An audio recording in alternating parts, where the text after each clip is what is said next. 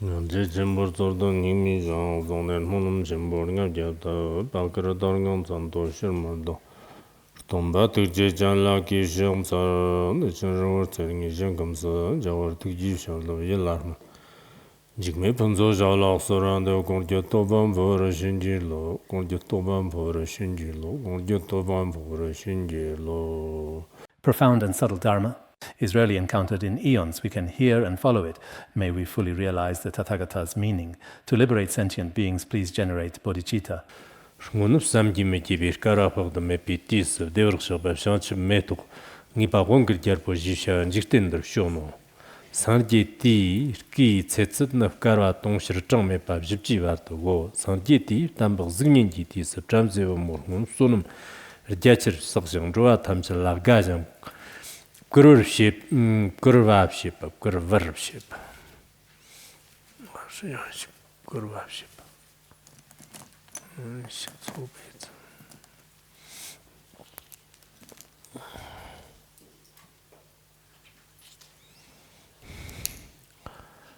Gurur Shepadang, Joadang, Nebadang, Dobadang, Nyarvi Tsenagang, Larnamji, Chungur Shepaji Yodo, Moteniji Man, Loktadang, Danjang, Tagda Kumshuk Namlav, Nibr Shepa Yeno.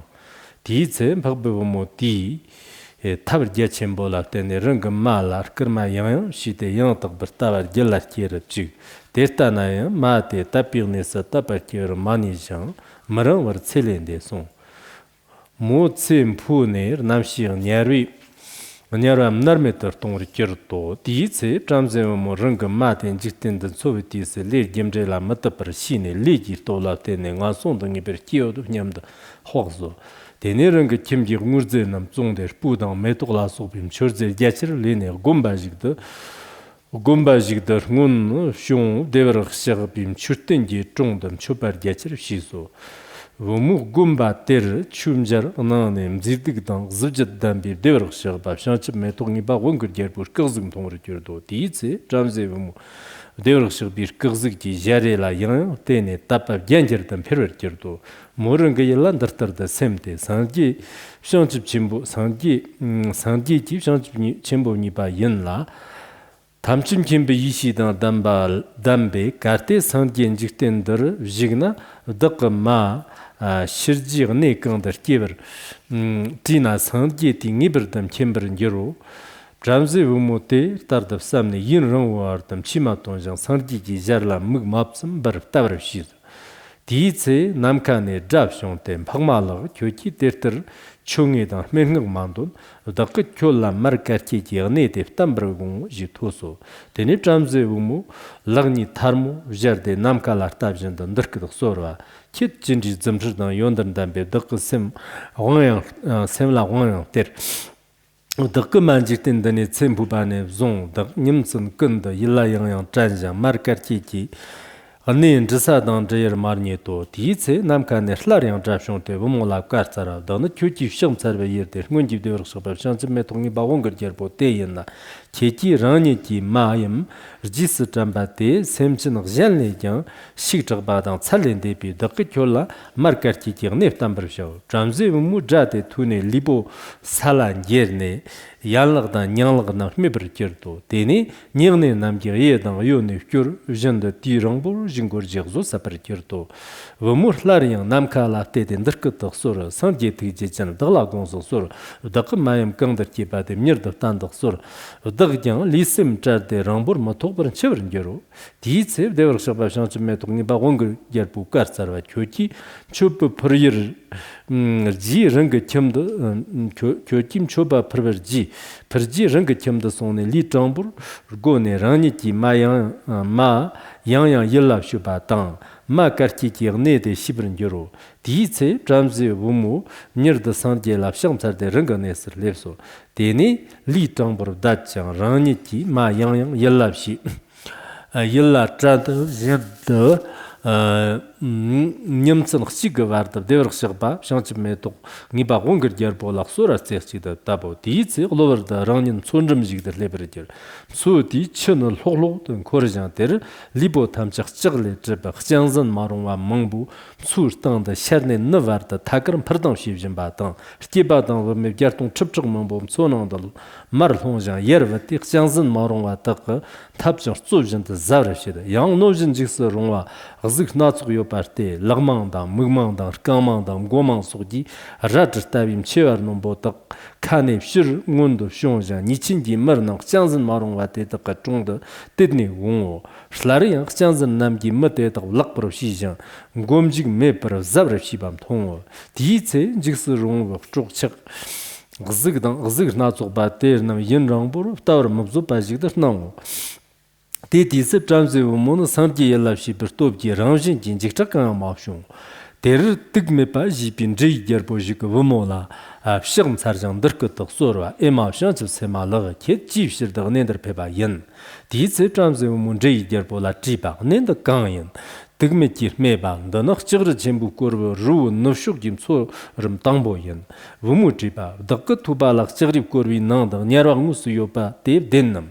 Tigmetir Meba, Nyarana Musuyopa Yen, Vumutripa, the Redemption Chiefs of the Nender Tomba Yen, Tigmetir Meba, and Nender Zumterdan Lady Tony Konamato, Jensen, Lepra Meniso, Vumur Meba. The Redemption Chiefs of them so, Chernam Solo de Korada, Nichingi Murdan, Jansen Marunwa, Tindy Mambo Yopa Yen, Tigmetir Meban, the Zamilan, the Lingams of the Semser Nam, Xar the Shini, Jig Song Yang, Tetar la Gesta Drumkendi, Virgin Mepir, Dunger Te, Namle, Tarvar Kavatan, Sonji Tisayan, Givi Jim Mafserbe, and Yari Le, Nan Yamsum Yunga Yeno. Gata Simpson Dudum soon delive Gar Tupkin, then a Sharshok, the Young Bumchuk and Sansa, so Jansi Yopatener, Dunger Tele, Damgirki, Cheva Yen. So the Sharshok, the Flarium, so Jansi Yopatener, Tele, Dunger Damgirki, Cheva Yen. Theatre Lake some down Digbir Dieu, Dunger Na, Sobam Yona, Yonsa Balikim, Soji Sheva, Nenda Yeno.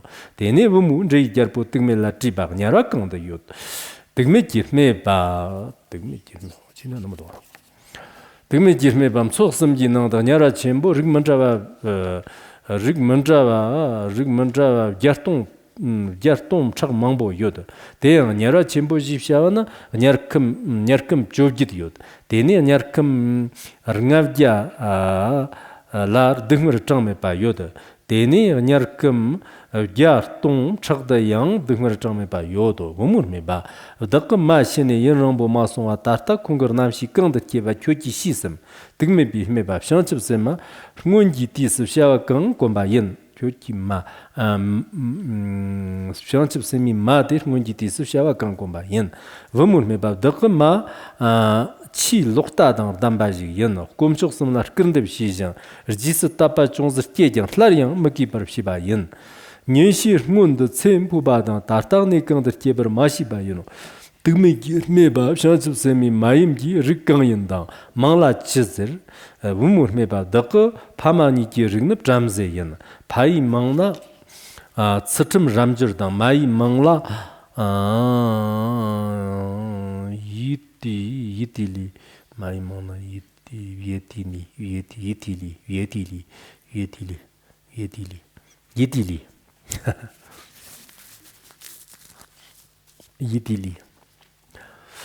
Tigme Jeep Shani Tarmo Jardip Shans of Semalandar Kutter Meba, Shans of Sema Keji Tartar, Rayer the Shundok Sur Nyangandang, Donsem Kang Mogo, Dichin given me Yitilina, Jackson Gikondal higher their Kieso, then Chenla Chendar Jarwomo Keki, me Chetam, Chopper Jetcher, Shamnef Sonum Sabadan, Dever Sherba, Shansim Metongi Baronger Jerputron, Chopper Jetchim Zapim Jeve, you know.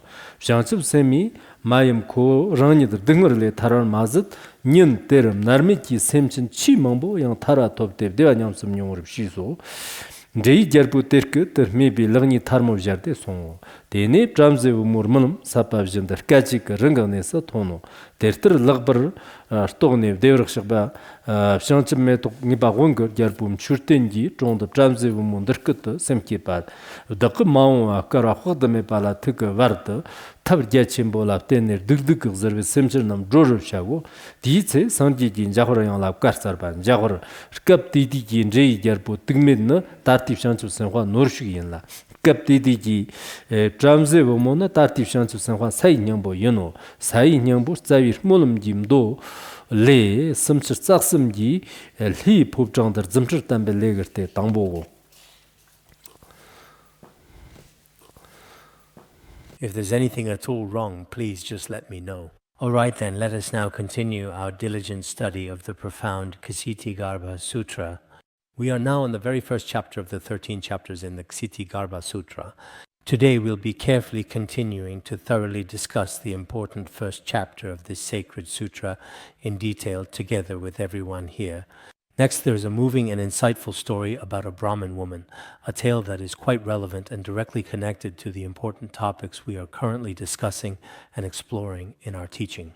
It is also explicitly mentioned and thoroughly discussed in various other significant and authoritative historical and religious texts, including the highly esteemed and comprehensive supplementary Buddhist canon, which further corroborates its importance and widespread recognition.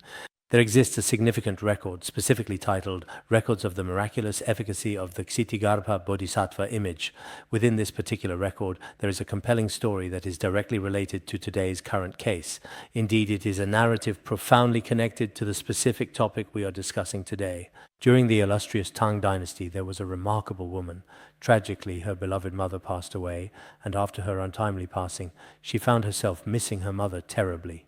After some time had elapsed, she felt such a profound and unbearable pain deeply within her heart that she truly couldn't bear it any longer. She even had thoughts of taking her own life, of suicide, but later her loving father comforted her deeply.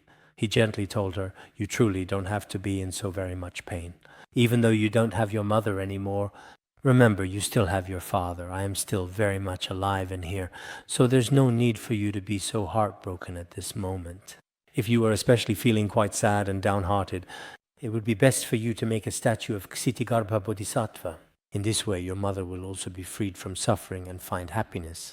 This would also be beneficial for her." After saying this, it seems that the father was a devoted Buddhist believer, deeply committed to his spiritual path. He then generously gave her some money, providing financial support. With these funds, the daughter meticulously crafted a statue of Ksitigarbha Bodhisattva. It was a statue about 1 meter tall. After she had completely finished making the beautiful statue, she then asked her beloved father, "This dignified statue, I plan to enshrine it in my mother's bedroom. Could you please completely clear out that bedroom for me?" The father was very willing to clear it out and then generously gave it to her, making sure it was entirely empty and ready for her use. She put the dignified statue of Ksitigarbha Bodhisattva in her very own mother's bedroom. She often prayed and always fondly remembered Ksitigarbha Bodhisattva there. One particular time, the devoted daughter had a vivid and profound dream. In her dream, a wise and serene Shramana, a Buddhist ascetic, suddenly appeared before her. He spoke with a gentle yet resonant voice, conveying a message of great importance. He told her, "Your earnest prayers and heartfelt devotion this time are meaningful and deeply significant." He then continued, revealing a personal insight, saying, "I too, in a previous existence, once experienced a similar journey and understanding. I was deeply saddened after my own mother passed away. At that particular point in time, my father's given name was indeed Silo Shangshian, and my mother's name was indeed Uedili. Because I was so heartbroken back then, indeed, I later gave rise to the unsurpassed bodhicitta.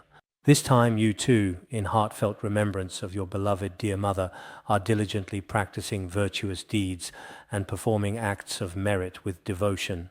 Now, your mother, through your accumulated good karma and your sincere efforts, has already been reborn in the blissful heavenly realms, experiencing peace and joy." That is what he said at the particular very time exactly then.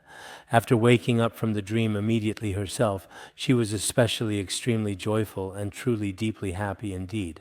After that significant moment, she never actually ever married in her entire long life afterwards whatsoever.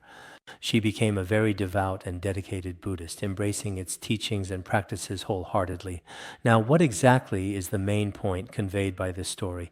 The main point is that when some of us unfortunately experience the profound loss of our beloved parents, if all the necessary important conditions and favorable circumstances are present, it is best to do so in a sacred monastery or to respectfully create a beautiful statue of Ksitigarbha Bodhisattva anywhere you can with devotion.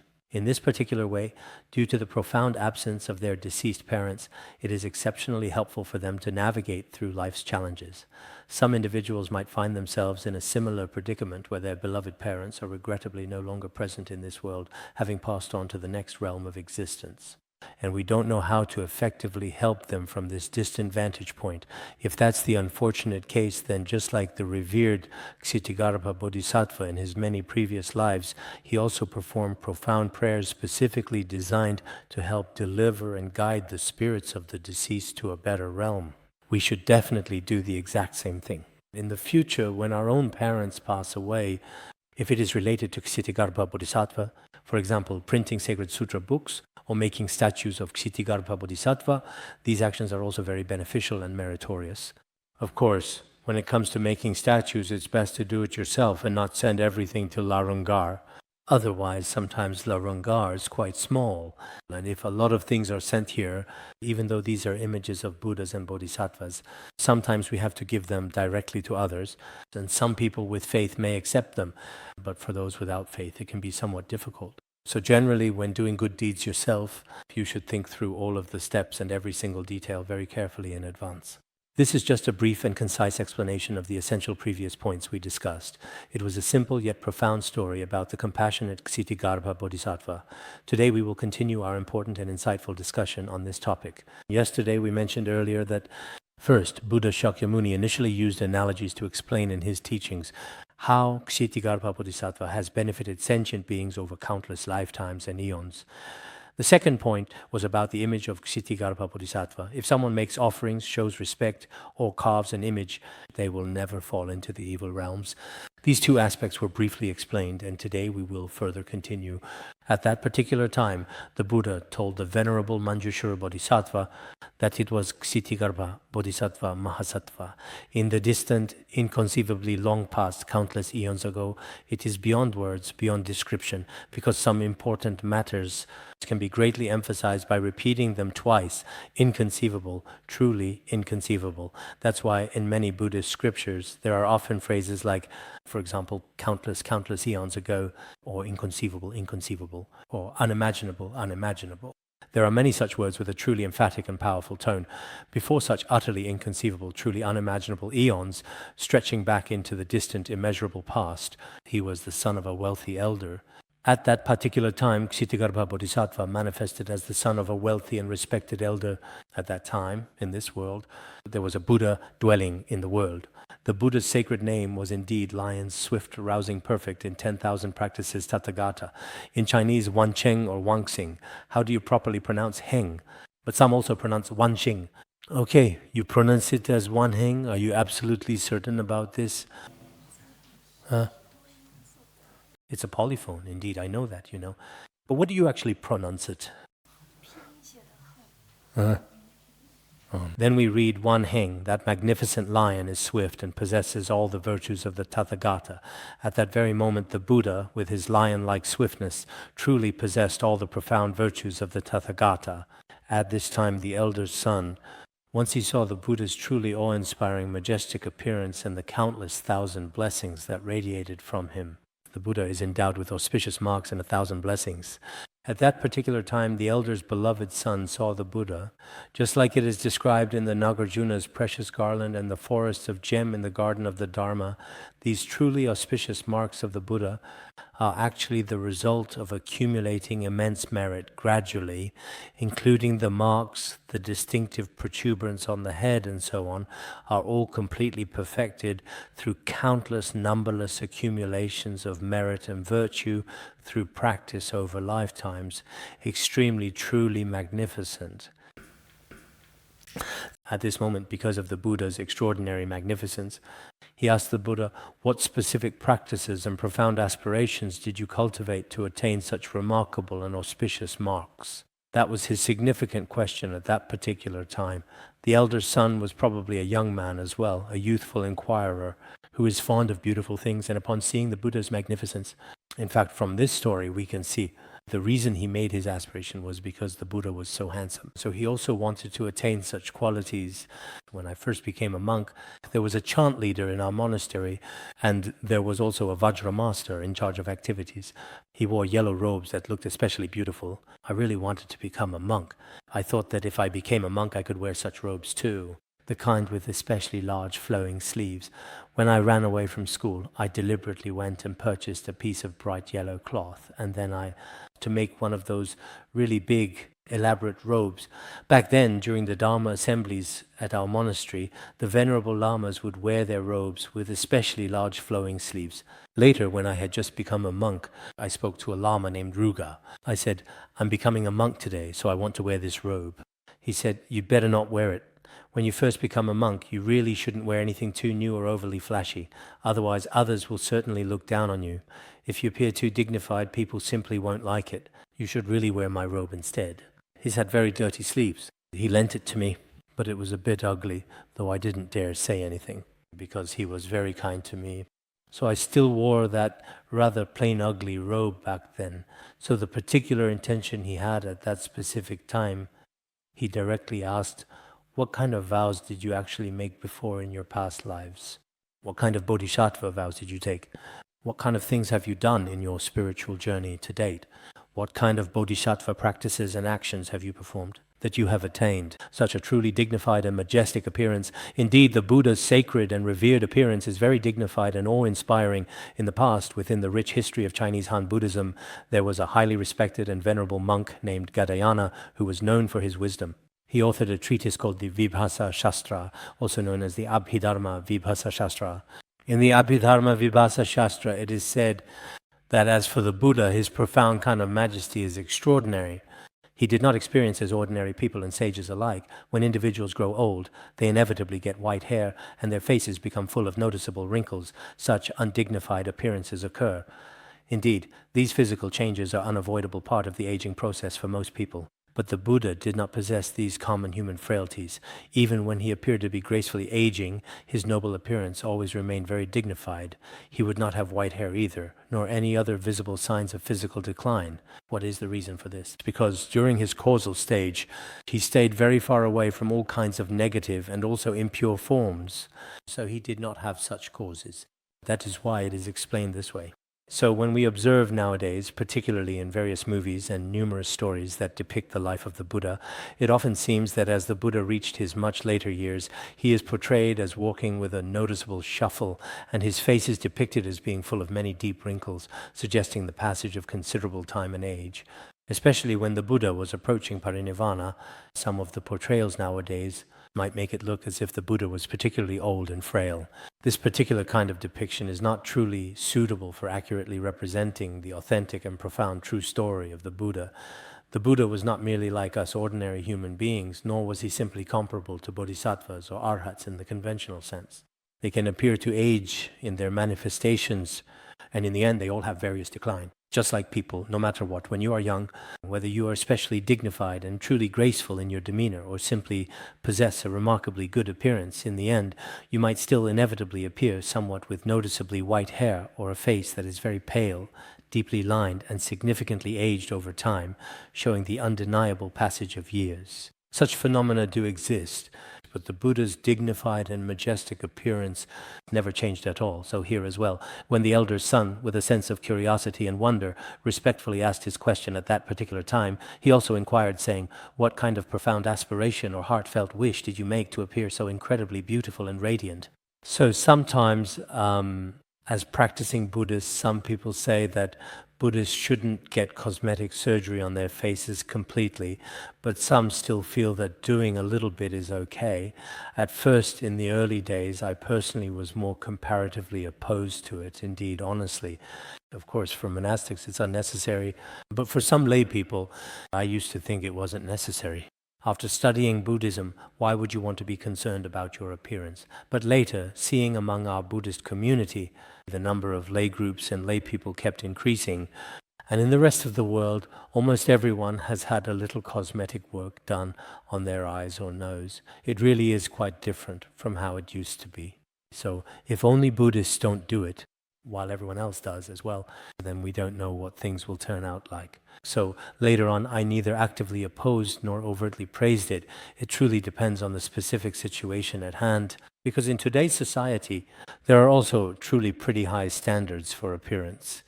Everyone first judges whether you look good or not. Actually, it's not just like this now. In fact, even a very, very long time ago, and even quite further back, when the son of a nobleman saw the Buddha, he didn't first think, oh, how much benefit he brings to sentient beings. He didn't think about anything like that at all. So when someone's appearance is very dignified, it immediately and profoundly inspires the sincere wish to develop bodhicitta. This is the fundamental reason why. So, as devoted Buddhists, whether you are a layperson, a monastic, or whatever your personal status may truly be, we Tibetans have a saying, if someone is not good looking, it's due to karma from a previous life. But if you don't know how to dress yourself up, that's your own fault. The crucial point is, no matter what the circumstances, your overall appearance in front of others doesn't need to be overly done or changed every single day, but at least some basic things, including your clothing, and also diligently following what people in the world truly value and genuinely pay close attention to, this approach might indeed be a bit better. In the ancient Buddhist scriptures, the revered Buddha always meticulously set forth clear and comprehensive precepts for his monastic disciples with many, many detailed restrictions and prohibitions. Because lay people might develop wrong views, you can't dress like that. Sometimes it's said that skirts can't be too short for certain reasons. They also can't be too long for other reasons. The colors really shouldn't be too very bright at all either. In all aspects, the Buddha set restrictions in the precepts. What is the reason for these restrictions? Actually, some of our behaviors and actions also need to conform to the worldly customs and societal norms that are prevalent around us. So, as Buddhists, whether it's for the important purpose of spreading the Dharma in the future or for any other significant reason, even in your own practice, you should go along with these conventions. If you think, I've seen through everything, I don't need anything anymore, and you don't even properly wash your clothes, instead choosing to wear them in a dirty and unhygienic condition, then that is truly not acceptable at all either. Right now, our dedicated Buddhist community is still, at this moment, maybe in terms of various different conditions, for various particular reasons, relatively good at that time. But in the coming future, people in our modern world, including their important concepts of hygiene and health awareness, and the public image, the perception that the world values more highly and holds in great esteem. As devout Buddhists, even if you yourself personally have absolutely no attachments or worldly desires at all, you still shouldn't appear too out of place in front of others around you. Some people, even though they're not genuine, realized beings themselves whatsoever, insist on wearing very tattered clothes all the time, not washing their hair or their face at all. If you do that in this very modern world, unless you truly are like the 8 great and powerful ancient Indian Siddhas, who manifest in various forms to benefit sentient beings, then that's a different story. Aside from that, in essence, it's the same principle applies in the Bodhisattva vehicle. One should go along with sentient beings and bring them joy. This is very important in the Bodhisattva vows. Even in the Pratimoksha vows, one should adapt to the ways of the world. Whatever is not acceptable in the world should be avoided. This point is also very important. As for the vows of the Vajrayana, they are also practiced on the basis of the Bodhisattva and Pratimoksha vows. Everyone should be clear about this point. So here it says that at that particular time, someone respectfully asked, "Why are you so truly dignified and majestic? How did the Tathagata lion's roar, perfect in all practices, then respond?" He told the son of the elder, "If you truly wish to attain a body as dignified and magnificent as mine, then you absolutely must liberate all suffering sentient beings over a very long period of time." What he said was, "Why do you look so good? I liberate sentient beings, and that's why I look so good. If you want to attain a body like mine, then you must give rise to bodhicitta. You must liberate all countless suffering sentient beings over an extremely long period of time through your practice with great compassion. Because according to the great Buddha's words, as clearly stated in the Mahayana Jewel Cloud Sutra regarding the Buddha himself, some believe that the aspiration was made for 3 asamkhya kalpas, but that's actually not the case at all. The aspiration for bodhicitta was made over countless kalpas for the benefit of suffering sentient beings. So here it clearly says, if you truly want to attain a perfect body like mine, you must continuously liberate beings over many countless lifetimes, from time immemorial throughout the ages. It's not something that can be accomplished in a short period of time. It's not like today I help others and do a bit of charity for 3 days, 4 days, or a week, and then that's enough. It's not like that. We should, long as we live, and life after life, make aspirations. Only then can we truly attain such noble and beautiful qualities. So from this perspective, even among people in this world, some people also feel that their own appearance and their body, in all aspects, are quite good. Some people, on the other hand, are unfortunately plagued by illness everywhere they go, and their mood is unstable, sometimes good, sometimes bad. What is the reason for this? In fact, our self-centeredness and selfishness from beginningless time are very severe. In order to satisfy our selfish desires, we may have harmed many sentient beings. Much of our suffering is actually related to our selfish and self-interested mind, our appearance of dignity, wealth, and freedom, with everything going well for us and all aspects being complete. What is the reason for this? It should be the result of having benefited sentient beings over a long period of time. You could say it is a ripened karmic result. He said, Manjushri, at that time, the son of the elder made this solemn vow. What kind of profound vow did he make? From this moment forward until the very end of the incalculable kalpas of the distant future, for all the sinful and suffering beings dwelling within the 6 realms, I will employ all kinds of skillful means to liberate them all, and only then will I attain Buddhahood. He said, what kind of vow was made at that time? He said, from this moment on, throughout the countless kalpas of the distant future, he would continue. For all the sentient beings of the 6 realms who are burdened with karma and great suffering, I will use all kinds of skillful means to help them attain liberation, and only then will I truly attain ultimate and complete Buddhahood. He made such a profound and solemn vow. Therefore, I vow not to attain Buddhahood until the hells are empty.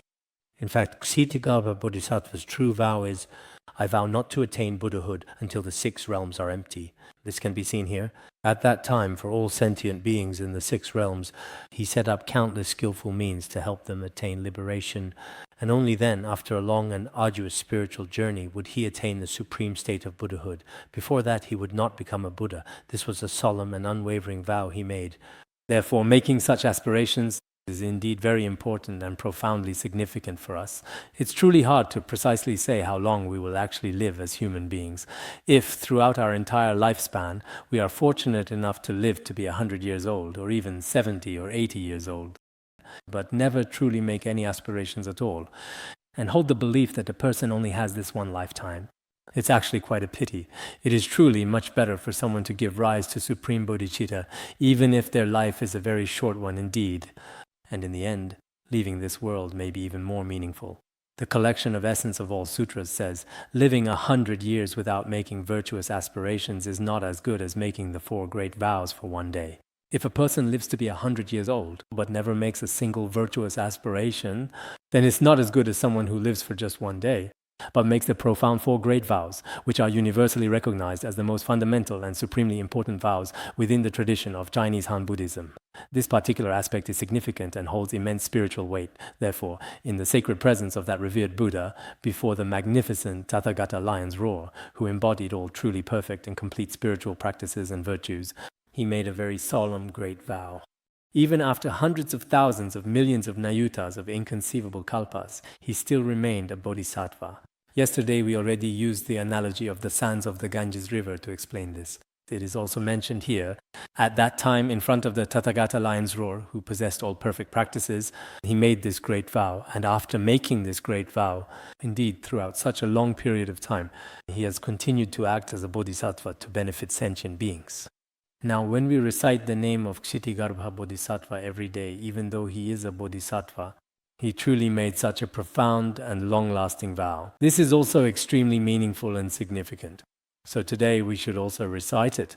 I naturally and quite spontaneously think of the daily recitation, a practice that brings comfort at a certain critical point in time, because right now we are primarily and predominantly facing severe floods and various diseases. Recently, the floods here have been quite severe. The news reports have shown how serious it is. But according to the Tibetan calendar, this month is the month of the water ox. And next month it will be the magnificent tiger. The tiger is relatively dry, so it's called the fire month. This month is the water month. Perhaps it's because of Ksitigarbha Bodhisattva, or perhaps it's just the timing. Let's do our best to pray as well. Whether it's disease or disaster, everyone should recite the name of Ksitigarbha Bodhisattva 7 times. Shanzub Sanwa Sanwa Jimbo Sai Nyambo La Sham Salon Chodor Gyasum Cheo Shanzub Sanwa Sanwa Jimbo Sai Nyambo La Sham Salon Chodor Gyasum Cheo Shanzub Sanwa Sanwa Jimbo Sai Nyambo La Sham Salon Chodor Gyasum Cheo Shanzhu Sanhua Sanhua Chenpo Sai Nyambo La Shang Zalong Chodo Gyasum Shanzhu Sanhua Sanhua Chenpo Sai Nyambo La Shang Zalong Chodo Gyasum Sanhua Sanhua Chenpo Sai Nyambo La Shang Zalong Chodo Gyasum Shanzhu Sanhua Sanhua Chenpo Sai Nyambo La Shang Zalong Chodo Gyasum Shanzhu Sanhua Sanhua Chenpo Sai Nyambo La Shang Zalong Chodo Gyasum Shanzhu Sanhua Sanhua Chenpo Sai Nyambo La Shang Zalong Chodo Gyasum Shanzhu Sanhua Sanhua Chenpo Sai Nyambo La Shang Zalong Chodo Gyasum Shanzhu Sanhua Sanhua Chenpo Sai Nyambo La Shang Zalong Chodo Gyasum O Sai Nyambo Juji Duji Dom Zabar Monom Jinze Nibi Lame Yishi Jamzhi Jinzha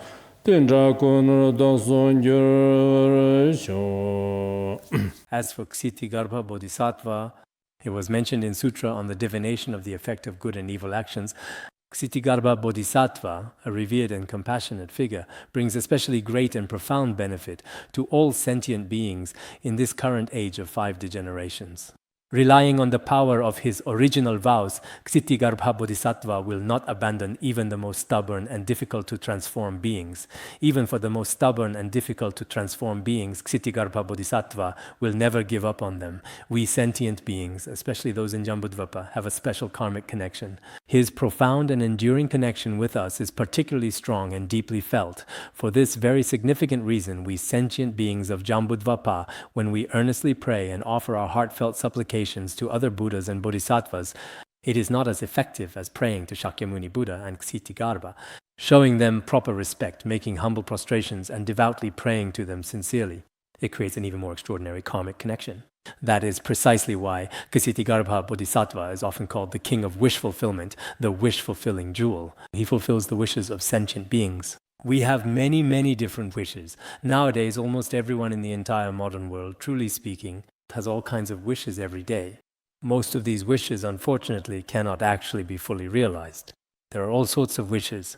Perhaps as practitioners, our wishes are to quickly attain the ability to benefit sentient beings, to quickly liberate countless sentient beings, to become enlightened and be free from all afflictions. Perhaps practitioners have more wishes in this regard. As for worldly people, they might wish to buy a nice car someday, or to buy a luxury house someday, or to find an especially good partner someday, or to have lots and lots of abundant money someday in the future.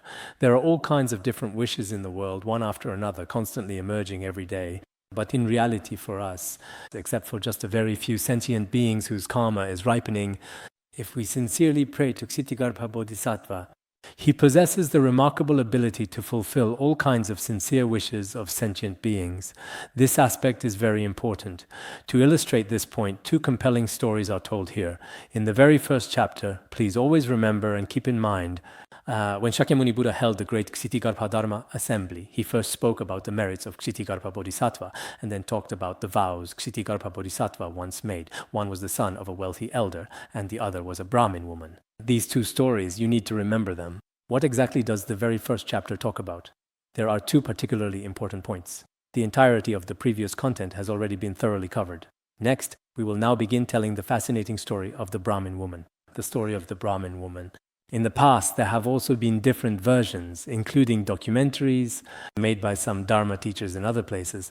Some Dharma teachers did a pretty good job. They also added various elements, but that's fine too. For many, many sentient beings in this world, in this very world, They know that when Ksitigarbha Bodhisattva was still on the path of cultivation, how he benefited sentient beings.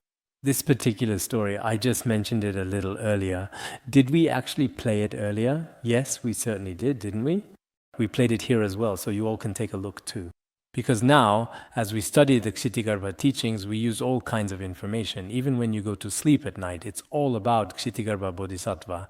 That shows your study is quite successful. Otherwise, you're just listening to the lecture while dozing off, eating, or even just walking around. I'm a bit concerned, however. Those who are here in person are still doing quite okay. When some people start dozing off, I give them a slight glare as I continue speaking, and they realize it themselves, so it's a bit better.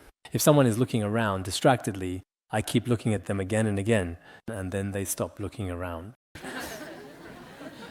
But as soon as I stop watching them, I shouldn't make this comparison, but it's a bit like little monkeys constantly fiddling with this and that.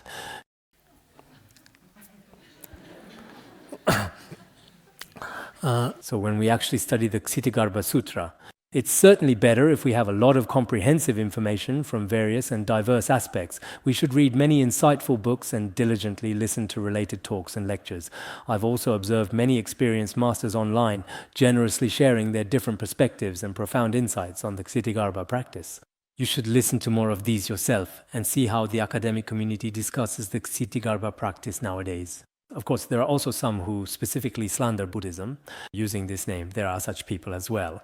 Regarding these aspects, I think it's best that before you have a firm understanding yourself, you'd better not look at them. Otherwise, if you haven't reached a high level of realization, it's very easy to be misled by these things. So we ourselves should, in terms of the Ksitigarbha practice, accumulate merit from multiple angles and various virtuous deeds. Next, let's continue with our discussion. The profound and ancient story I just mentioned also took place in an inconceivably long period of time ago, specifically countless kalpas, which are immense cosmic eons, in the distant past. There was a Buddha, and this Buddha was different from the previous one. What was the name of this Buddha? He was called the Awakening Blossom Concentration Mastery King Tathagata. At that time, his lifespan lasted for how long? 400 trillion asamkhya kalpas. It's really beyond our imagination. In short, his lifespan was extraordinarily long. It wasn't a few thousand, 10,000, a billion years. It was very long. A Buddha's lifespan is very long. During this Buddha's semblance Dharma period, the previous one should have been during the period of the true Dharma. This one is during the semblance Dharma period. There was a Brahmin woman, this particular Brahmin woman. Her blessings from past lives were truly very profound indeed. Now, in those stories, right after she was born, upon seeing the support of the three jewels, she immediately developed faith and joy in her heart and rushed over there right away. But her mother was especially unwilling indeed. Her mother always liked some very much reclusive hermits, you see. She was fond of some non-Buddhist practitioners. At that time, when she saw the support of the three jewels, she was especially respectful and had a devout heart. In all her actions, walking, standing, sitting, and lying down, she was truly protected and carefully guarded by the white Dharma deities. Actually, those individuals who truly practice virtuous deeds should have the guidance and protection of Dharma protectors and various local deities from a very young age.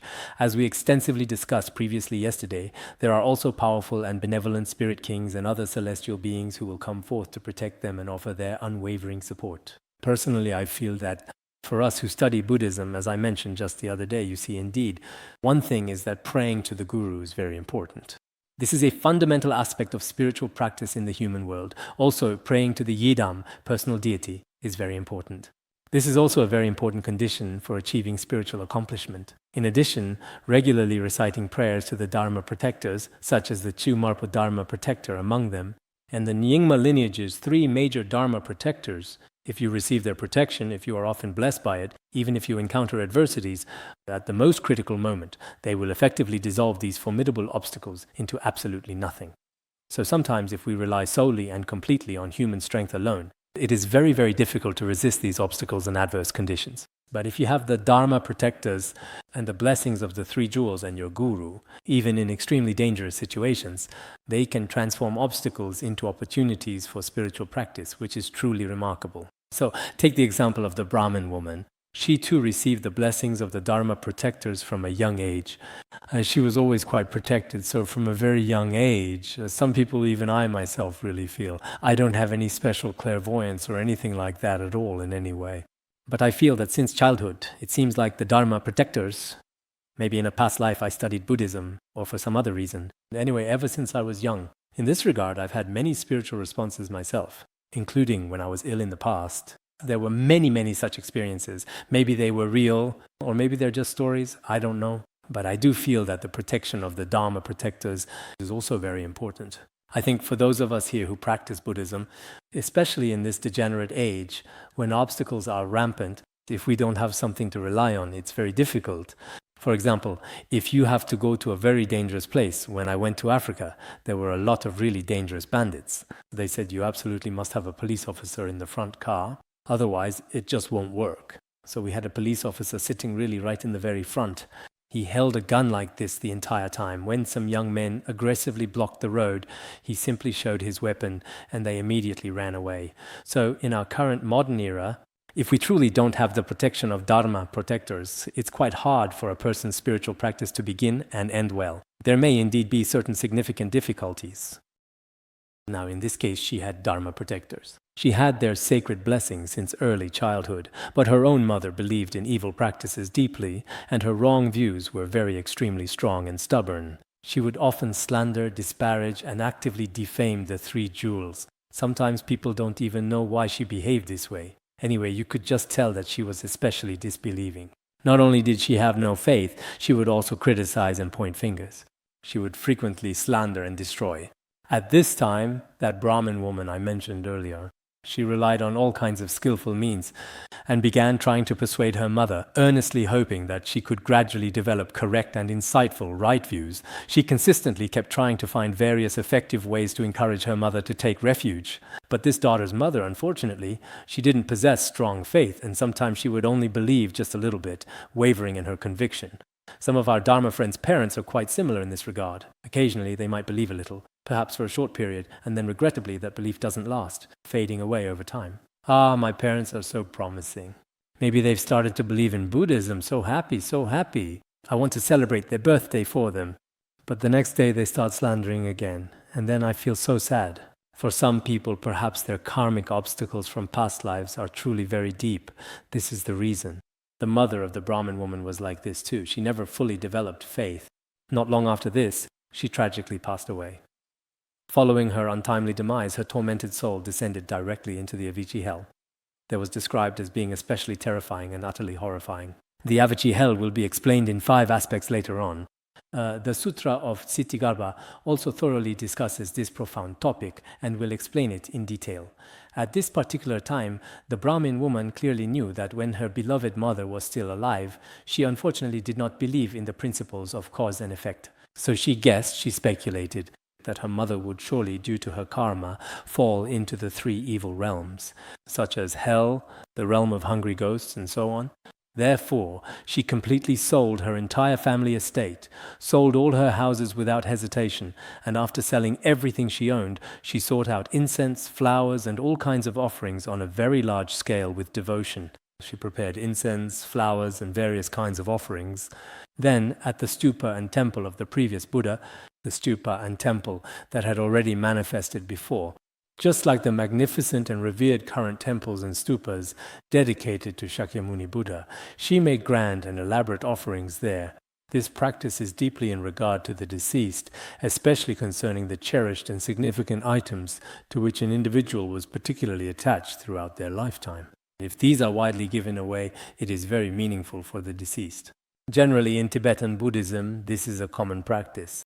For example, if someone very close in a family unfortunately passes away, when this person was alive, the items to which they were especially attached should be dealt with first. For example, if they valued their prayer beads highly, then these prayer beads should either be offered to the monastic community or offered to great masters and eminent monks to perform rituals for their liberation.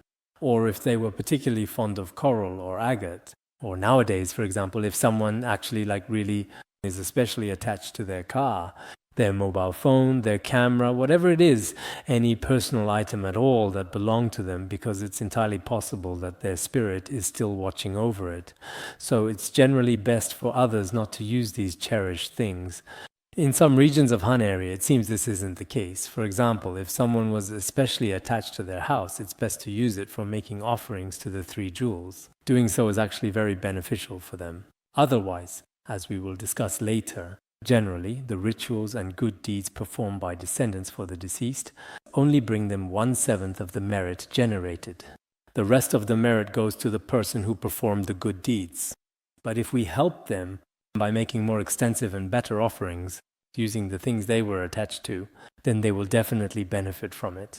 The Buddha speaks of Abhisheka Sutra also mentions this, that if we use the deceased's personal adornments meaning items that beautify one's appearance, such as coral, agate, earrings, the beautiful decorative items they especially cherished and truly liked, as well as magnificent temples, comfortable houses, grand residences, serene gardens, refreshing bathing pools, and so on, to make generous offerings to the 3 jewels, the resulting merit is indeed the greatest, and the powerful energy generated by these good and virtuous deeds is unquestionably the strongest. Therefore, by diligently doing this, the deceased can be completely liberated and truly freed from the torments of hell.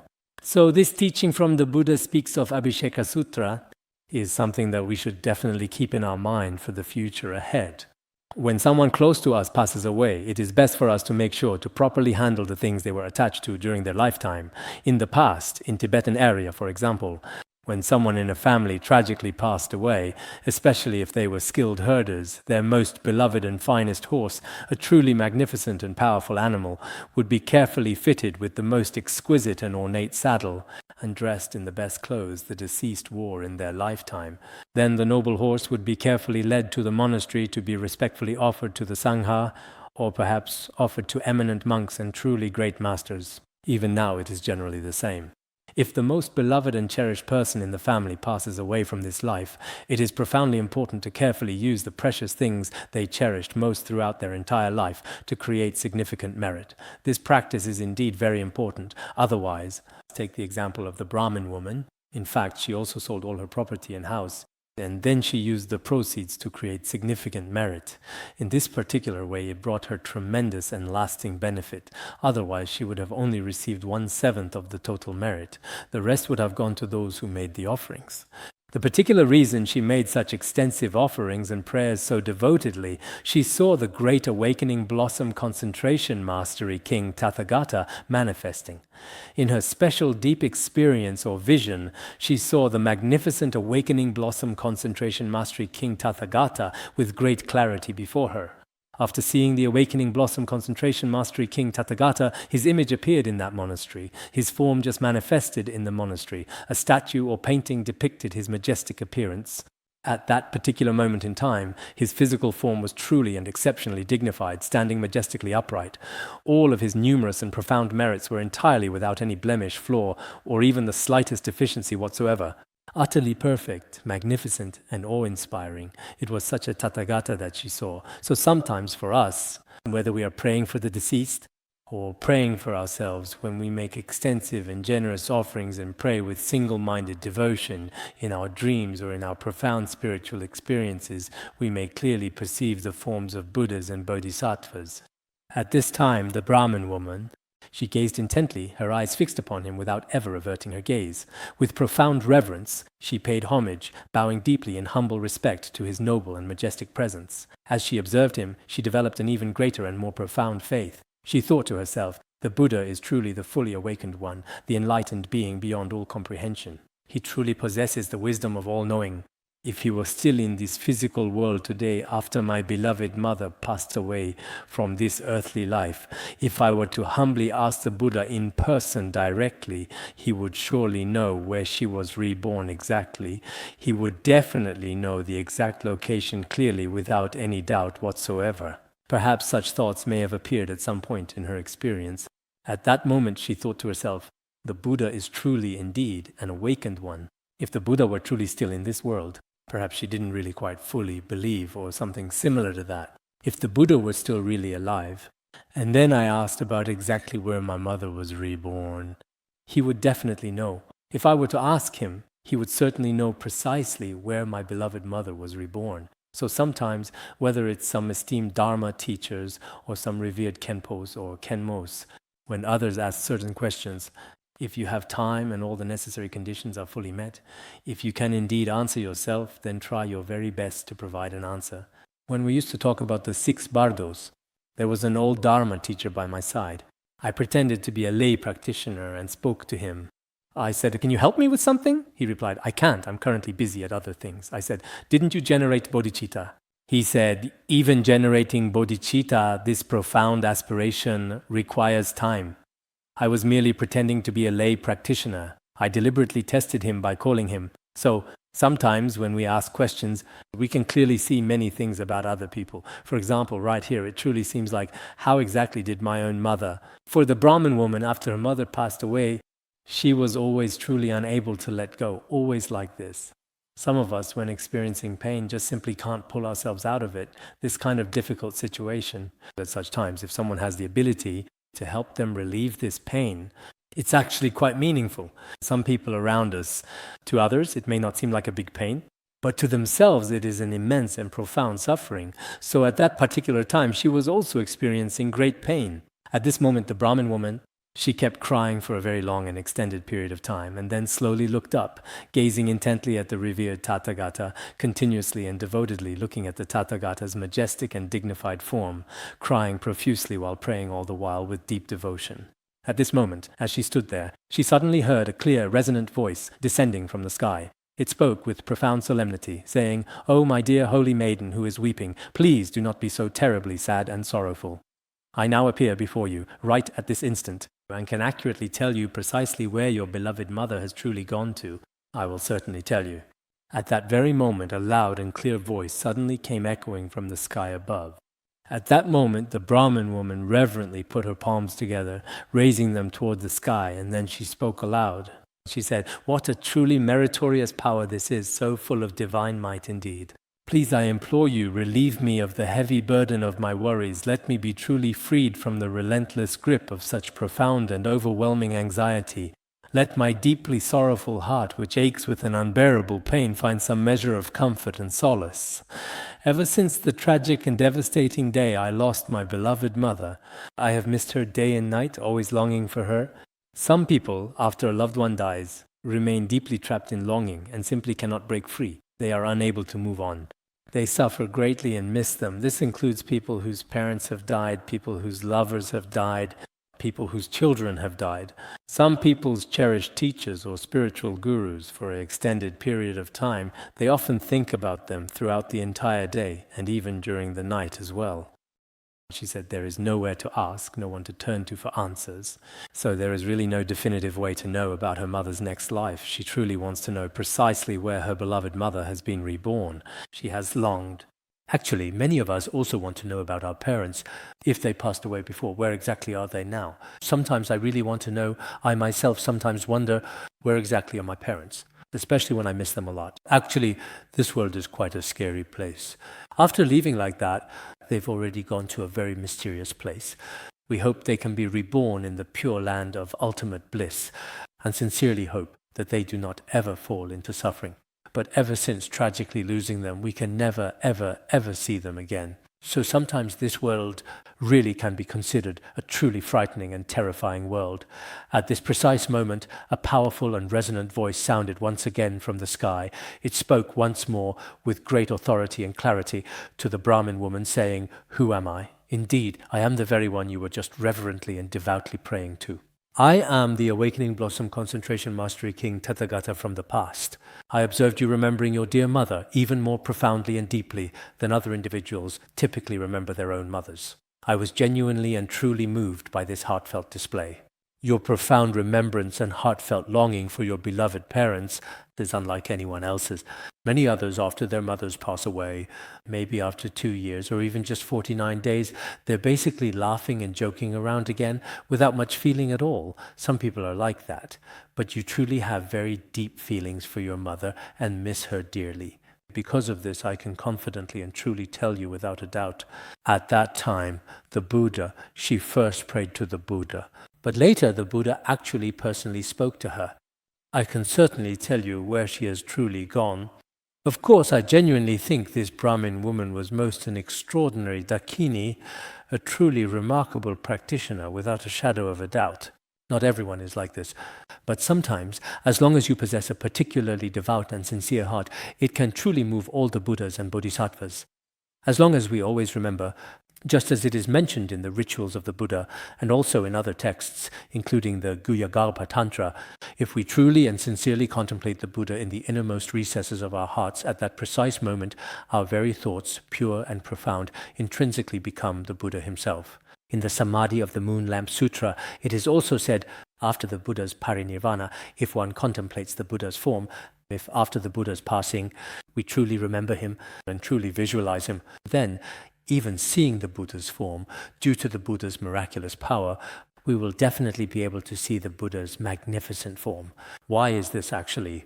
Because of the Buddha's miraculous power.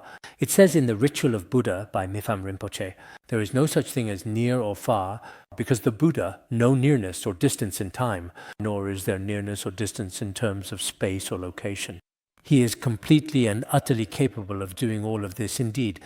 Whoever always recalls the Buddha is truly right there before that very person. Whoever sincerely remembers the Buddha with devotion, the Buddha is right in front of them immediately, just as clearly mentioned earlier in the teachings we discussed. If you pray before the Awakening Blossom Concentration Mastery King Tathagata, the Awakening Blossom Concentration Mastery King Tathagata attained parinirvana, he could still manifest then. So sometimes, whether we pray before Guru Rinpoche or before Ksitigarbha Bodhisattva, or before the world-honored one, as long as you truly, sincerely, and deeply have faith. If you have genuine faith at that moment. In fact, the Buddha has actually already appeared before you. Such faith is extremely important. In Vajrayana Buddhism, this kind of motivation is especially crucial.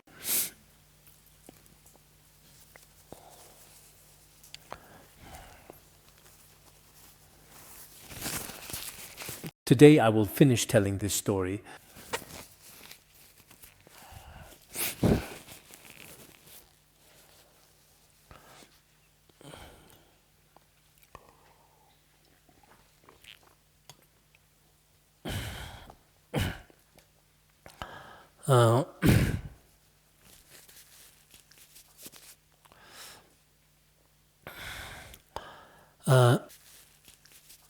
Just now the Tathagata personally said to her, "You are very different from others. Your profound longing for your mother is indeed extremely strong. Because of this I will tell you everything." After hearing these words, after the Brahmin woman with a sense of deep anticipation heard this mysterious voice, she threw herself to the ground, prostrating her entire body in full devotion. She fell forward in prostration at that moment, perhaps because she was too moved, too anxious. Some of us, when we see our guru or something sacred, on the road, regardless of what's around, we don't care about anything else and just start prostrating. Actually, on one hand, this is a sign of faith, but on the other hand, if you're not careful, look at what happened to the Brahmin woman in the end. Because she was so moved and so emotional at that moment, when the Buddha said those words, she had always longed to know where her mother had been reborn. So when the Buddha spoke like that, she suddenly lost control of her whole body. Her hands, her feet, her entire body was already very injured and hurt. After being injured, she may have fainted, then lost consciousness. After she fainted, her attendants on either side immediately began to quickly help her up. Only after a long time, after quite a while, did she gradually regain her senses and fully awaken. She may have fainted unexpectedly in the midst of all the overwhelming events. At this point, she also spoke out towards the vast sky above, fervently praying for the boundless compassion of the Buddha, hoping that the Buddha would quickly tell her where her mother had been reborn. She said that today she felt both in her body and her mind had probably been seriously injured just now, because she had thrown herself quite forcefully to the ground. It's possible her head had struck the hard ground quite severely as well. She then said, "Today, my body and my mind may very soon, in the very near future, I might also have to leave this world entirely and completely." Because she was also very injured at that particular time, she wanted to know about her mother as soon as possible. Actually, at that particular time, from this very perspective, the Brahmin woman was truly extraordinarily and deeply attached to her beloved mother. In our world, Some people are really especially attached to their own lovers. Just like in the extensive biography of the Buddha, there was a woman whose beloved husband died, and she persistently kept holding on to his skeletal remains. She sorrowfully wandered around the desolate charnel ground. Her attachment to him was indeed very severe. Her attachment to her mother was just as intense. At this moment, the Awakening Blossom Concentration Mastery King Tathagata told the holy woman, after you finish making the sacred offerings, it is important to, as soon as possible, return to your own dwelling. Please do not stay here any longer, as it will not be safe for your safety. You are also currently injured at this present moment. After you return, sit upright and contemplate my name. Just now, the name of the Awakening Blossom Concentration Mastery King Tathagata. If you do this, you will definitely know where your mother has gone for certain. He told her this clearly and let her go back. Continue reciting diligently and don't stay here any longer. The devoted Brahmin woman immediately paid homage to the Buddha respectfully and sincerely, then quietly returned to her own peaceful dwelling and fondly recalled her beloved mother. She also sat upright and recited the name of the Awakening Blossom Concentration Mastery King Tathagata. She meditated. This recitation might indeed have two aspects. One is to recall the Awakening Blossom Concentration Mastery King Tathagata, and the other is to just recite his name and pray to him. When I translate, I use the word pray. Anyway, my translation into Chinese differs slightly in some places. If you put it directly like this, the Tibetan version also has some differences. But in my Tibetan version, if you understand both Chinese and Tibetan, you'll immediately understand the Tibetan version. There's not even a trace of that. Maybe it's just direct. Sometimes, if it's in classical Chinese, it can be a bit hard to understand. After praying devoutly like this for an entire day and a whole night, after offering her fervent prayers, she suddenly perceived herself arriving at a vast seashore. Everyone should be familiar with the whole plot. Actually, there's not much to elaborate on here. You can just follow the story as it unfolds. After she prayed like this, while she was still deeply praying, it seemed as if she herself had truly entered hell. At that very moment, this was the scene she saw before her eyes. It's just like the story of the young girl from Zhao. She didn't die right away, rather experienced something profoundly impactful, but went straight into the fiery depths of hell. The Brahmin woman suddenly found herself inexplicably transported there. Just like in that vivid animated film, she was abruptly propelled. She just flew directly and swiftly into the scorching abyss of hell. Right? Did you all see that today? I think that's how it went. She arrived at a vast seashore, and the seawater was intensely boiling. There were many fierce beasts here, with bodies made of solid iron. They were running back and forth all over the sea, flying everywhere. She also saw countless men and women, hundreds of thousands of them. Some of them were in the sea, their entire bodies submerged within it. Some were coming out from it. And on top of that, there were also many fierce and dangerous beasts as well. Jackals and all kinds of iron-mouthed creatures emerged.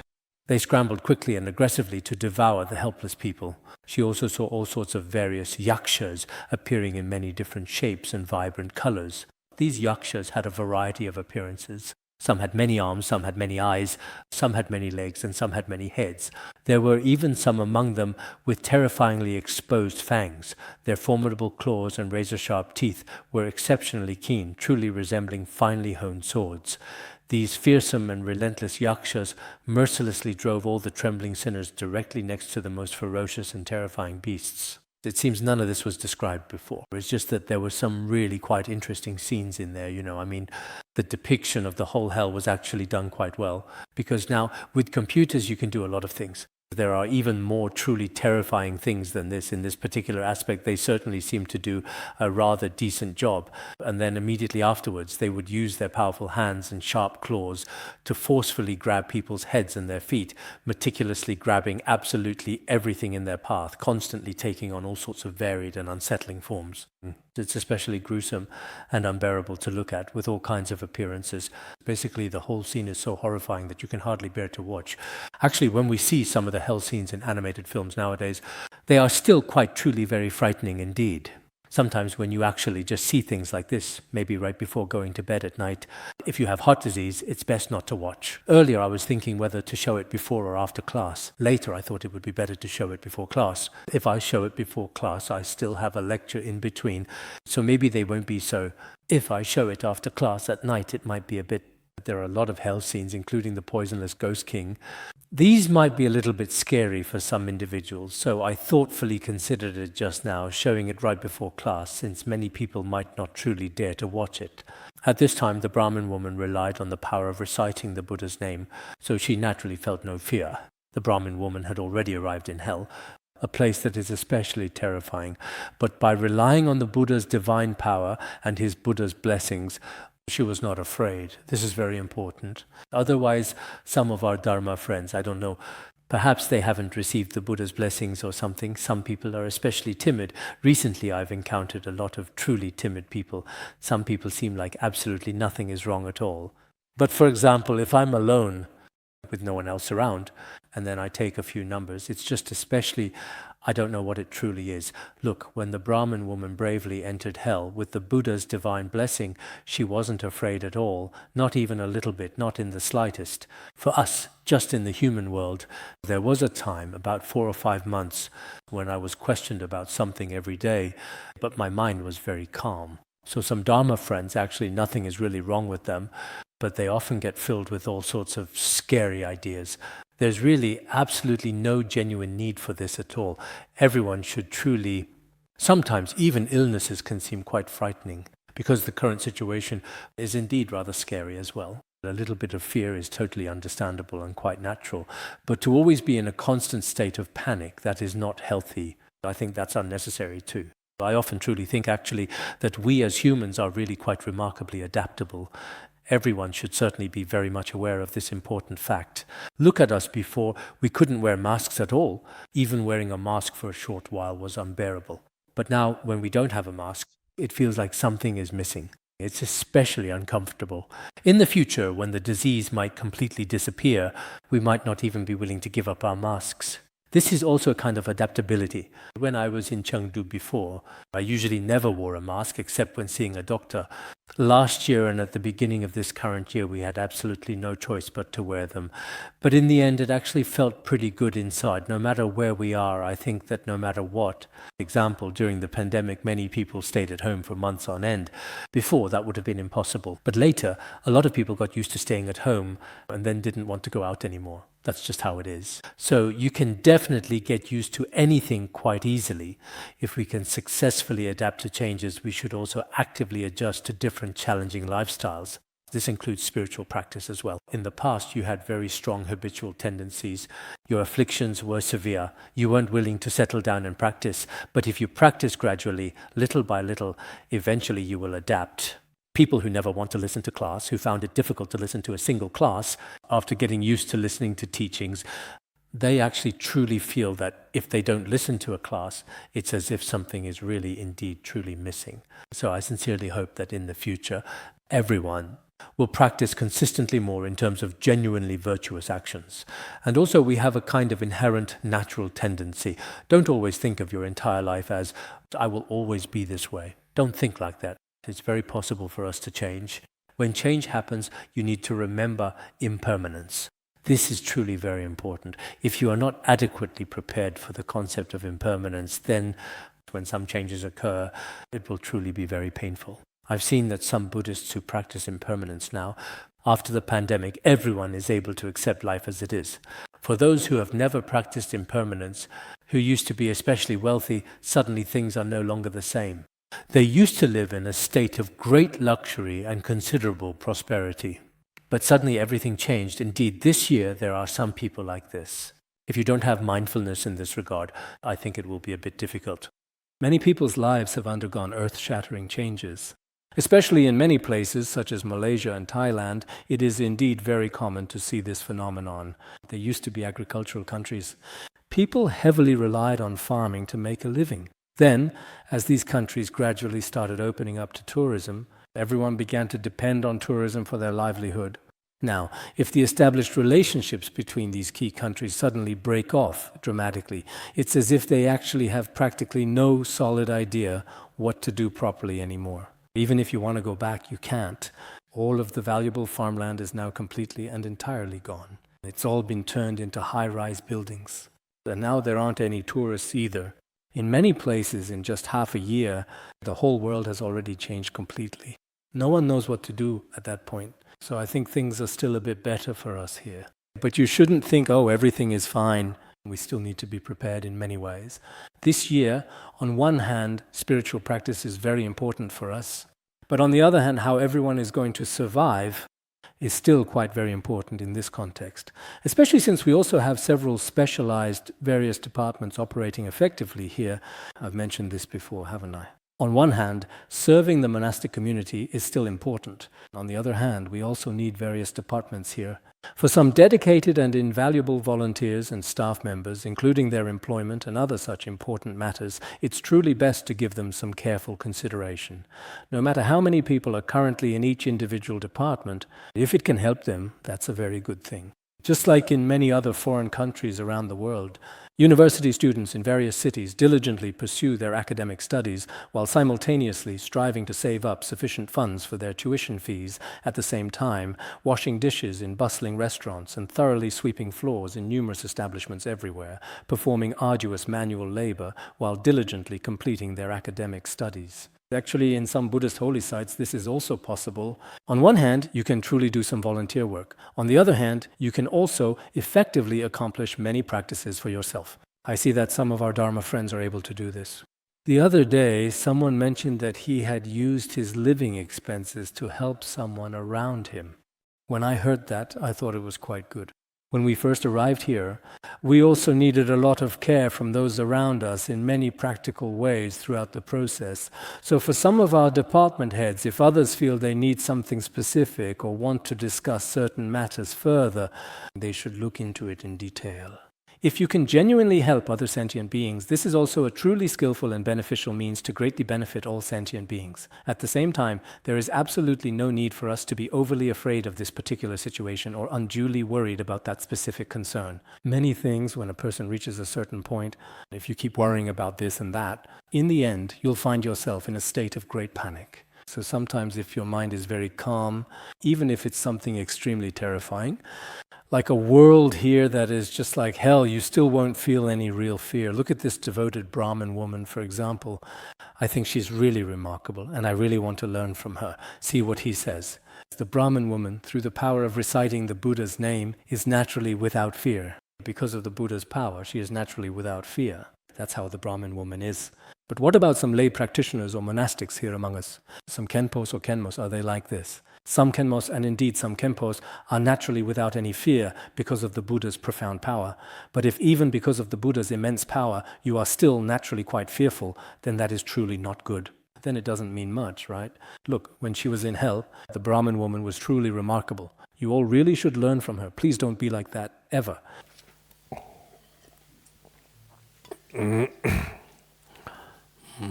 Is there much left after this particular segment? Not much, really. All right, the next story I'm about to share is quite simple and straightforward. I'll just explain it literally in a very direct manner. This is because through the profound power of sincerely reciting the Buddha's sacred name, one is naturally and inherently without any fear. At this very moment, the devoted Brahmin woman had already arrived in the desolate world of hell. At that precise moment, a formidable ghost king named Poisonless appeared before her. He reverently came before the Brahmin woman and began to pay profound homage to her, to welcome her.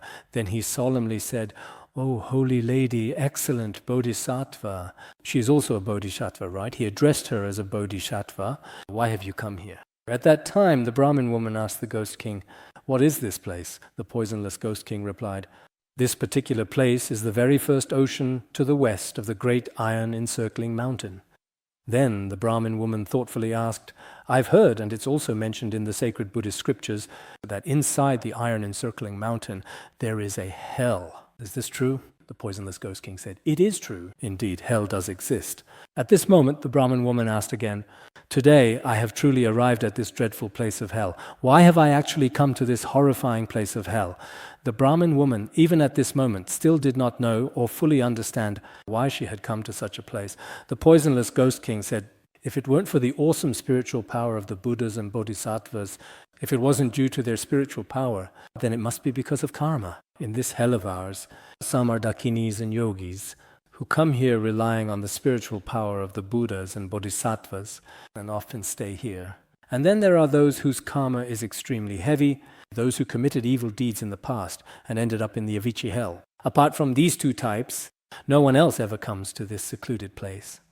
Unless it's someone who has successfully managed to escape from deep inside the formidable Mount Iron enclosure, climbing over its towering wall in the dead of the night under the cover of darkness.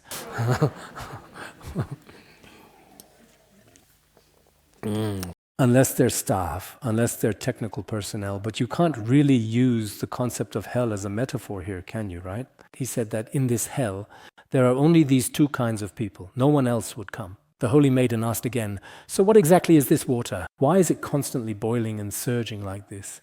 There are so many sinners here, so many vicious beasts and wild animals. What exactly are these like?" Then the poisonless Ghost King replied, "These are indeed the evil deeds committed by all sentient beings in Jambudvipa after a newly deceased person has passed away for 49 days. If there are no heirs to perform any virtuous deeds for them or to help them gain liberation from suffering, because when they were alive, they didn't do any good deeds either, and in fact committed many evil acts. As a result, they experience the retribution of hell. Therefore, they must first cross this sea. As for this process, according to reason, after 49 days, if we recite the Ksitigarbha Sutra or hold a Dharma assembly for them, then they won't have to pass through this vast and perilous sea. If not, most sentient beings, countless souls, will inevitably enter this dreadful and inescapable hell. 100,000 yojanas to the east, there is yet another immense and boundless sea stretching far beyond the horizon. The suffering in this sea is doubled compared to the previous one. And further east from this vast sea, there is yet another sea. The suffering there is even greater than in this one. So, these three distinct seas are brought about by the three unwholesome karmic causes, which is why they are called the seas of karma. Some commentaries say the first represents greed, the second represents anger, a powerful and often destructive emotion, and the third represents ignorance, a lack of understanding or awareness.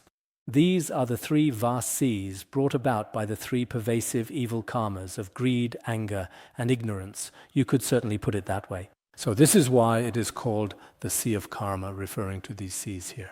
She wasn't asking why there are so many sentient beings. She was asking what the name of this sea is, and it is called the Sea of Karma. Then the Holy Maiden asked the poisonless Ghost King again, "Where exactly is hell?" The poisonless Ghost King replied, "As for hell, within the three great seas lies the great hell." He just mentioned the three seas earlier, going east and then further east just like that. In the middle of these three seas is the great hell. Actually, there are many hells. Their number is in the hundreds of thousands or millions. Each one is different from the others. The so-called great hells, there are 18 great hells. There are cold hells, hot hells, peripheral hells, and solitary hells. Beyond those, there are 500 more hells. The suffering in these hells is boundless and immeasurable. And after that, there are also thousands upon thousands more sentient beings. Their suffering is also truly limitless and without any end. That's precisely why, when we practice, we must always recite the Buddha's sacred name. In this way, we can also dispel the suffering of hell. There is a Vajrayana practice method called the Scripture of the Subtle Secret of the Infinite Gates. It says here, "Those who regularly recite the Buddha's name will not be troubled by evil forces, whether it is the suffering of hell or the suffering we experience in this world.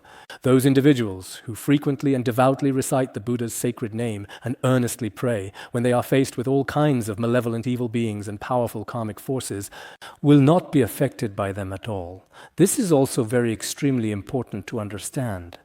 There is also the ancient Dharmadhara Dhyana Sutra, which describes some of the terrible conditions in hell in great detail. Even if a person had 100 heads, and each head had 100 tongues, it would still be impossible to fully describe the sufferings of hell, even over countless eons. The suffering in hell is so immense that it cannot be fully described even in millions of kalpas. That is precisely why it is often said that there are indeed boundless sufferings in this world. At that particular moment, the Holy Maiden respectfully asked the great Ghost King once again, "My beloved mother passed away from this world not long ago, and I truly do not know where she has been reborn now or what her current state might be. At that time, the Ghost King Poisonless also said, Bodhisattva's mother, what kind of karma did the Bodhisattva's mother create in her previous life? What exactly was her previous occupation? Was she perhaps a police officer or a dedicated civil servant, a medical doctor, or something entirely different? So what kind of profession was she engaged in before? Then the holy maiden replied, my dear mother, in her earlier years, used to be the esteemed leader of the Wrong Views group, the notorious evil head of the group that destroyed the sacred three jewels and demolished temples ruthlessly, the prominent deputy leader of the Wrong Views group, the leader of the group that destroyed the three jewels and smashed Buddha statues, and the deputy leader of the group that harmed the monastic community. He asked, what was your mother's profession? She replied, my mother held strong wrong views her lifetime. She often destroyed the three jewels. Sometimes she'd have temporary faith, but she'd become disrespectful of the three jewels. So it is quite probable that she unfortunately won't have a particularly good outcome, I suppose, although it is important to note that she actually passed away not very long ago. It probably hasn't been very long since she died. But recently, I don't know where precisely indeed she has been reborn. At this moment, Ghost King Poisonless said to her, I am trying to ascertain the full name of the Bodhisattva's mother. Specifically, could you please provide me with information regarding her family name, which is her surname, and also her personal given name? This information is important, the Brahmin woman replied. Both my esteemed father and my respected mother are of the ancient and respected Brahmin caste. My esteemed father's name is Silo Shangxian, and my beloved mother's name is Yuedili. At this time, the king of ghosts Poisonless put his palms together and said to the Bodhisattva, Venerable and esteemed Brahmin woman, you may now return right away without any further delay. There is absolutely no need for you to harbor any worry or experience any sorrow whatsoever. Your beloved mother, Yuedili, who was deeply and heavily burdened by her past sins and transgressions, has now been finally successfully reborn in the divine, glorious heavenly realm. It has already been precisely 3 full days.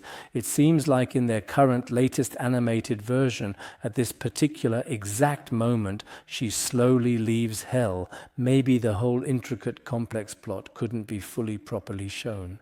The entire scene of hell, is it as if it's truly here, right in this very place? Originally, the formidable king of ghosts Poisonless himself told her, you don't need to worry anymore. Her mother had already been reborn in the heavenly realm 3 days earlier. But when they performed it just so happened that at that moment, because at that time she was told that her beloved mother had indeed already been completely reborn, but at that precise moment it really seems like their entire timeline is a little bit quite confusing, right? Just this part, yes, you're absolutely right.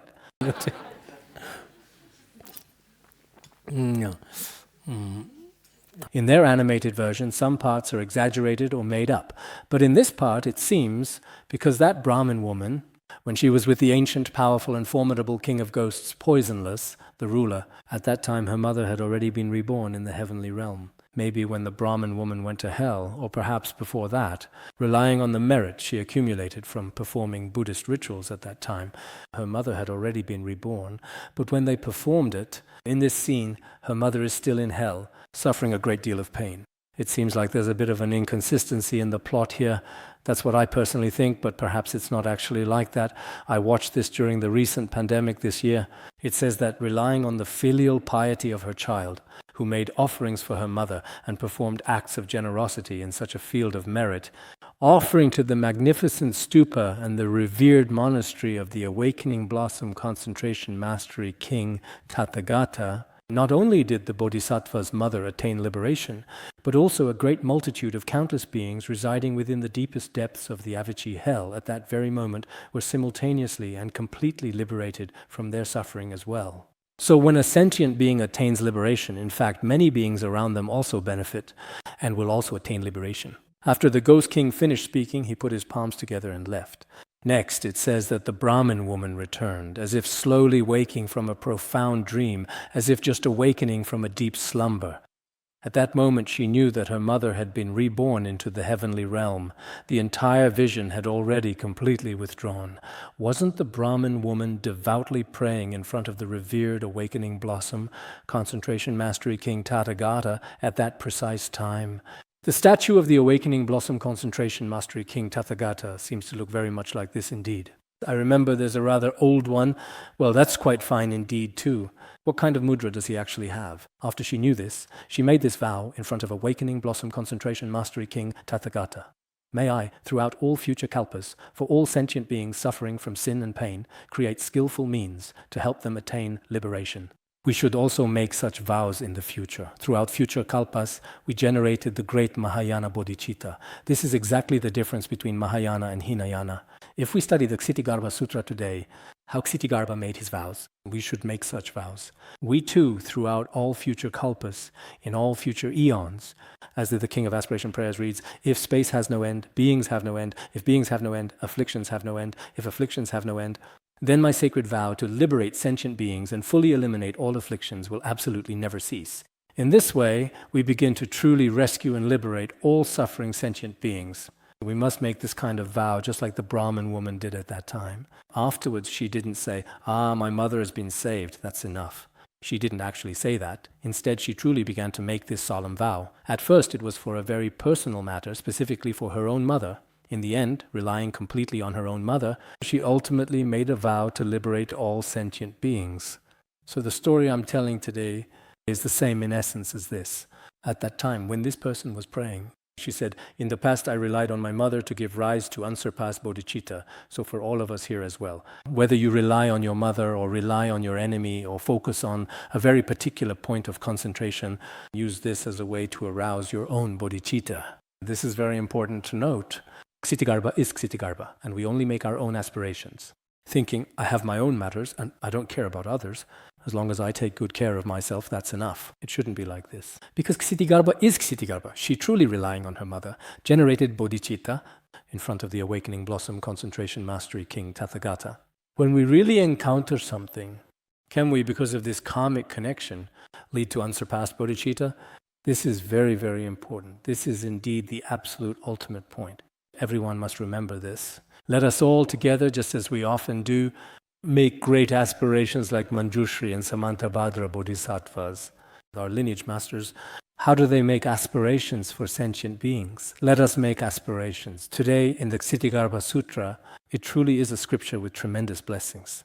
In this regard, all the many great masters and most devoted followers of Chinese Han Buddhism since very ancient times have all acknowledged this as a fact. But if we only have a blessed scripture and everyone can just read the words, it doesn't hold much significance. And everyone can easily read the text and everyone should certainly know the entire storyline. This is especially true for those in academic circles. They are just looking for all sorts of faults here. Other than that, there's nothing much to it. But for those of us who study Mahayana Buddhism, we use this case to inspire ourselves. In the past, our various actions may have been selfish. Take the example of the Brahmin woman. At first, she was only deeply attached to her mother. Other than that, there was nothing else. She didn't know where her mother had been reborn. This was what she cared about most. But later, her mother was merely reborn in the heavenly realm. Other than that, there was no real liberation. But because of this cause and condition, this Brahmin woman vowed to generate the unsurpassed bodhicitta for countless future kalpas. She vowed, I will not attain Buddhahood until the hells are empty. So we too, relying on such causes and conditions, should truly give rise to bodhicitta from the depths of our hearts. Now, the entire section is coming to an end. The Buddha told Manjushri Bodhisattva, the poisonous ghost king at that time, is now the leader in wealth Bodhisattva. The Brahmin woman at that particular point in time is now Ksitigarbha Bodhisattva.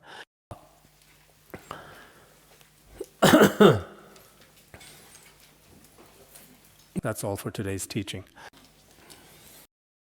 Sonam dei tamse rupaya tonne de dhamma pase kirgana jirano chupai chupun zonen droa droa jo bandangara badna asadarda bandangara badna asadarda Bandangara Badma Sadarda